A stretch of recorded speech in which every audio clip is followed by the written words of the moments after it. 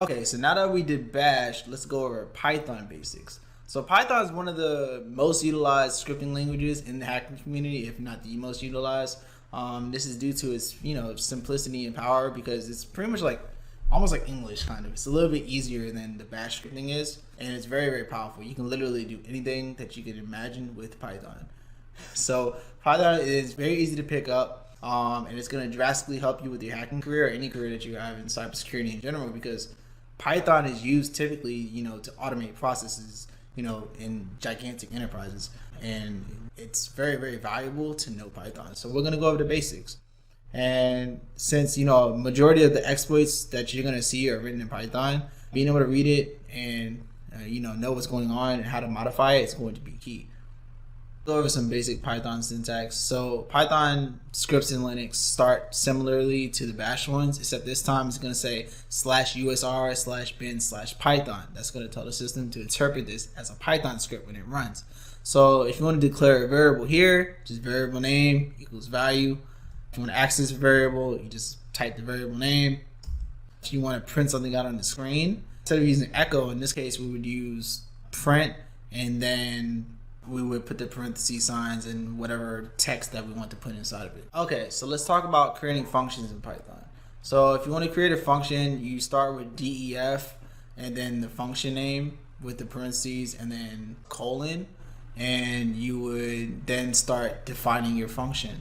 And if you want to call the function in Python, you do the function name followed by 2 parentheses, and that'll call the function. So if you want to create a function that actually takes in an argument, you would just do the name of the function and you would put the argument right there inside of the parentheses. You would access that variable, with the arg1 variable. In this case, it's because it was passed in the parentheses. So, and then as you pass in those parentheses, you would be able to use inside of that function. So yeah, this just prints out. So this one prints out, you passed in and then whatever the argument is right there. So calling this function from the command line would probably look like function, the function name, and then you have the parentheses, and inside of the quotes you will put my name, and that would be the argument that you passed in. So let's actually go and try this out. Okay, so I'm gonna do a new file. So vpython or it's vpyfunction. There we go. So let's start with our command. So it's $!usr/bin/python. So now it knows that this is a Python script. So def, and then our function name, let's say it is just name, just keep it simple, and then our colon, and then we're going to start to make our function. So it would just, if we wanted to print something out, so my name is Anthony. There we go. There we go. So that's the function right there. So then I would be able to call the function like this. Bam. Right quit. So now we can do chmod plus x py function. And now we can do /py function. And say my name is Anthony. There we go. We created a simple function. Okay, so let's say that we wanted to pass something into this function. So we'll go up here in the parentheses and put maybe name, and we would take out name right here where we have it right now, and we do plus name, and then when we call the function, we would actually put what we want. So let's say it's Anthony. So now right quit. Now let's try to run it. /py function. My name is Anthony. There we go. So now we passed in a function. Now we passed in something into a Python function. Okay, so if you want to capture user input in Python, you would just set it up like a variable. So the variable name right here is user input, and then the command for Python is input parentheses, and then enter your input is what it's going to print out on the screen and wait for you to actually type in your input. And you can print this by printing the variable out with the print command. That would be a lowercase p right there as well. So now let's actually go over and try to do this. Start a new file. So vpy input. So we're going to insert our command /usr/bin/python. So now let's say user, just keep it like it wasn't there. User input equals input.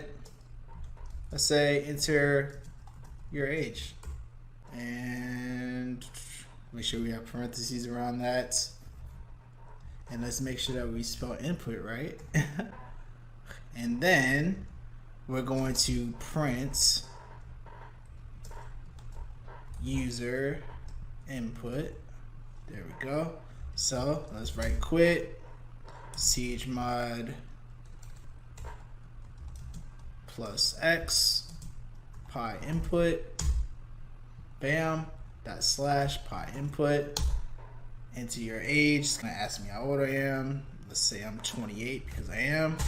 Bam. Now it prints out 28. So now we know how to capture input and print it out. Okay, so just like Bash, I'm going to give you an example of a conditional statement in Python as well, similar to the other one. So in Python, this is how you would type it. So you would say, if, for example, 5 is greater than 10, you would print out 5 is greater than 10 in text. Else, print 5 is less than 10. So in that case, if 5 is not greater than 10, you're going to print out 5 is less than 10. Which makes sense because 5 is less than 10. So Python is a little bit simpler when it comes to making the conditional statements. So you're kind of seeing that Python is very simplistic in a way. So now let's talk about for loops. So this is another iterate through maybe lists of different things. So like for this example right here, we have a list right here called fruits. We have apple in it, banana, and then cherry. So if we want to access all those values inside of that list, we would say for x in fruits, colon, and then we're printing x. So x in this case is each individual one of those. So for each individual thing inside of this list, inside of the fruits list, we're going to print it out on the screen. So another way that you can use for loops is you print out every letter in a string. So right here in this next one, we have for x in, and then parentheses my string. So it'll take each one of those characters, including the space, and print it out on the screen. Okay, so one thing that you're going to notice Python is used for a lot. You're going to be noticing that some of the exploits that you're looking at, they're going to be connecting to something called sockets. And this is just simply creating, connections over specific ports. Think back to our networking section to another computer using Python. It's very important to understand because, it's going to allow you to quickly connect the ports on the go, or be able to, understand an exploit and be able to change it, if you need to. Like if you need to change a port or just change something, maybe some syntax is wrong, you'll be able to do it. So here's an example Python script for, connect to a port. So you see we have our command at the top. So then we have import socket, and then we have IP as a variable, and then it says raw input. So it's going to take that. It asks you to put the IP address, so it takes it as raw input.